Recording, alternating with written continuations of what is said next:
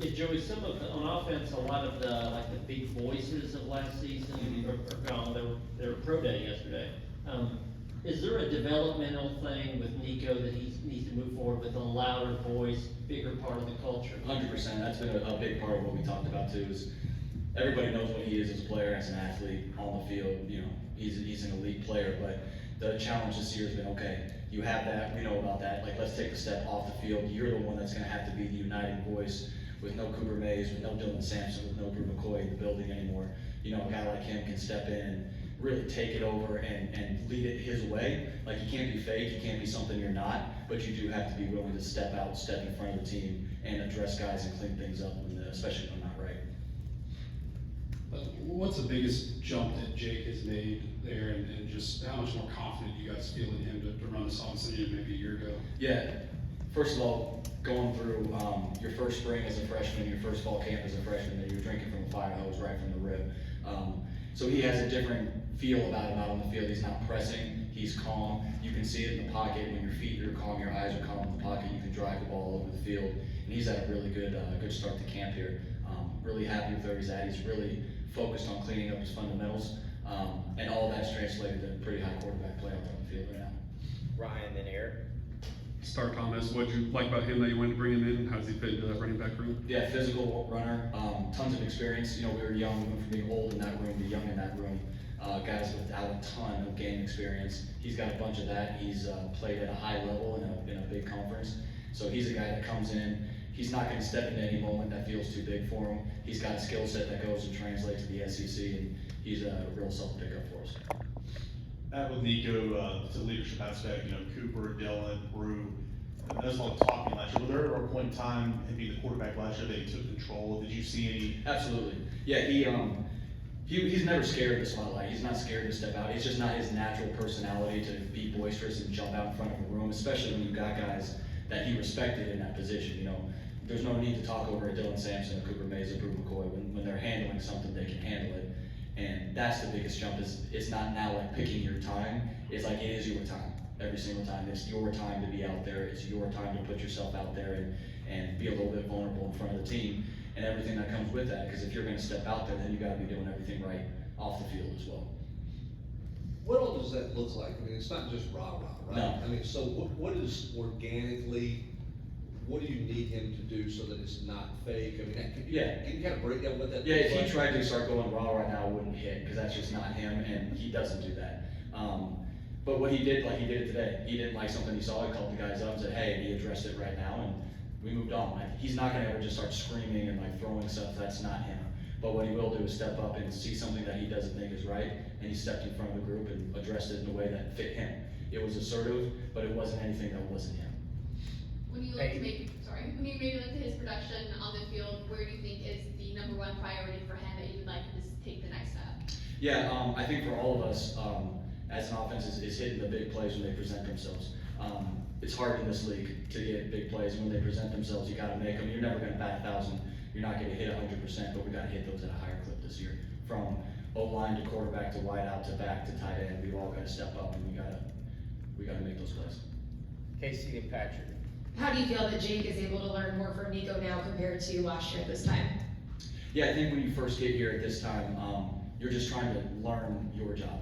You're just trying to learn, like, how do I go on the field and call this play correctly and get my eyes in the right spot so I don't look bad. That's like the classic freshman thing, is I just don't want to go out there and not do good. He's done with that. He's way past that now. So now he's taking the grasp of, man, what can I learn from how he plays, how he sees. They're talking through intricacies of the play. And yeah, we have our base rules, but okay, what about when this happens? How'd you see? Like, you're seeing a ton of conversation between those two after every play, because the two of them have a really good working relationship together. Joey, at wide receiver over the past couple of seasons, you guys have brought in talented freshmen that you've recruited, and maybe those guys haven't made a huge impact as freshmen. Now with the room the way it's looking now, you might need a Travis Smith or some of those guys to play a lot more. How do you expedite that process for them to get them to be a little bit more ready, or do you get to a point where you just kind of have to throw them out there and there's the season and see how it goes? Yeah, there's a little bit of both, right? No matter what a true freshman looks like going through spring and fall camp, you don't really know what you have until you get under the lights in front of 100,000 people. And now what's somebody going to act like? Both those guys are mature beyond their years that are here right now. They're playing really well. they have the physical traits that hold up, where they don't feel like they're gonna get broken when they step out on the field.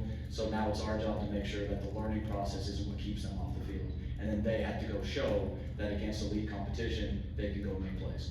It ends up being, you can know what to do, you can be in the right spot all the time, but if we throw a ball to you, are you gonna go make that play? And that's what the young guys are pressing to make sure they get themselves in that spot. Eric, then Brent.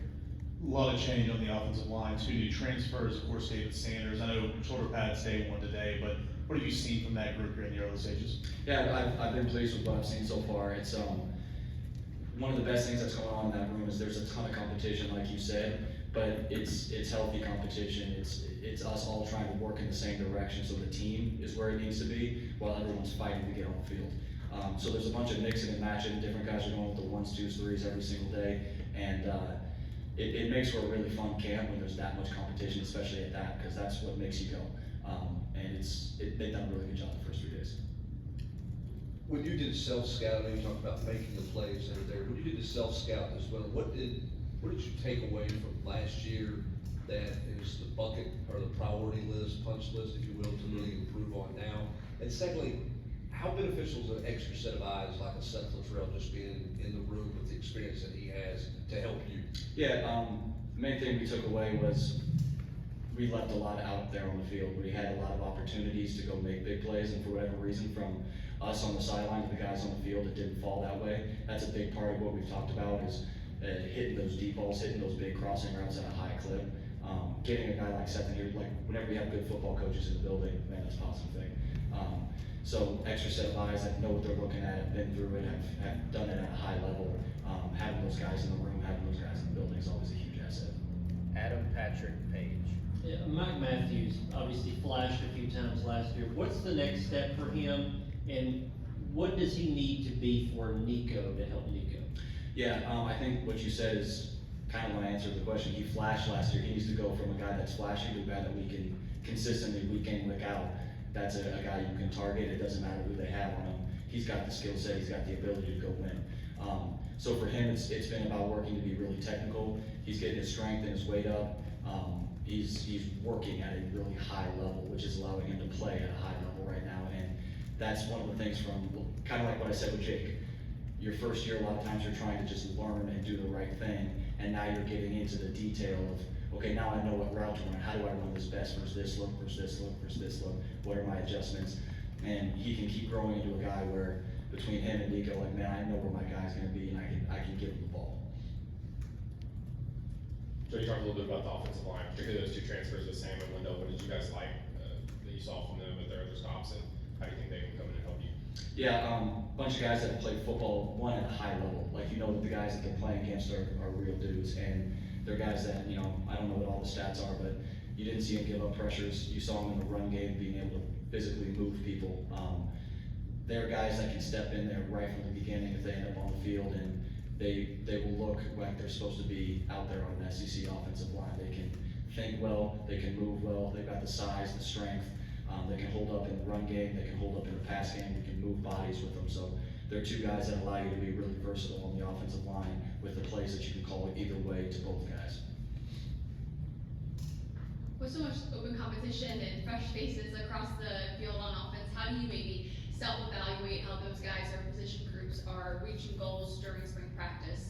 Yeah, I think a lot of that with the young guys, especially in the new faces, whether they're a transfer or a freshman, is, you know, you got to take the first couple days with a grain of salt. Like, sometimes guys will come flying out the gate because it's the same install they've been doing for a week, and now you put something new on them and maybe they slow down a little bit, or vice versa. Guys are a little slower and then they hit the ground running. So with any of the new faces, with any of the new guys, the biggest thing is just keep getting them on the field, keep getting reps with them, and you get a picture over time and not making a snapshot decision. Like, after 4 days, it's like, all right, that's the guy. It's like, man, you really don't know the answer to that question.